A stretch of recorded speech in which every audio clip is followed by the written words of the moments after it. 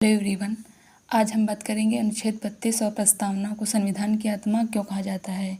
तो हम इन दोनों की विस्तार से चर्चा करेंगे। इन दोनों को संविधान की आत्मा ही क्यों कहा जाता है, तो इनके इम्पोर्टेंस, इसकी सब की विस्तार से हम चर्चा करेंगे।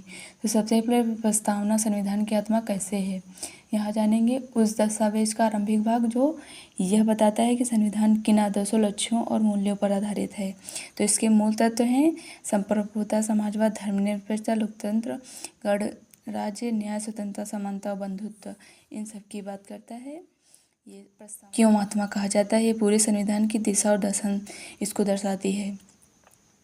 संविधान के पीछे का उद्देश्य और भावना इसमें छिपी है। यह बताती है भारत कैसा राष्ट्र बनाना चाहता है।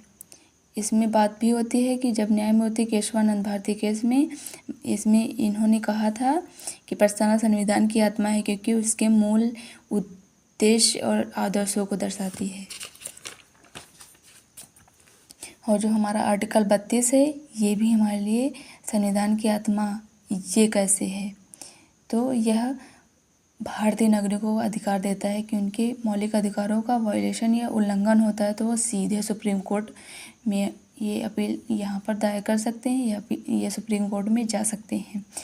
अनुच्छेद 32 क्या करता है, यह फंडामेंटल राइट जो हमारे मौलिक अधिकारों की रक्षा को इसको सुनिश्चित करता है। सुप्रीम कोर्ट को यह शक्ति देता है कि वह रेट जारी करें।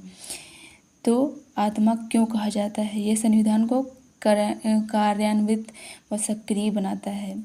डॉक्टर भीमराव अम्बेडकर के द्वारा इन्होंने कहा था कि अनुच्छेद जो 32 हमारे संविधान की आत्मा और हृदय, इसको हम इंग्लिश में जान सकते हैं कि जो article 32 is the soul of the constitution and the very heart of it.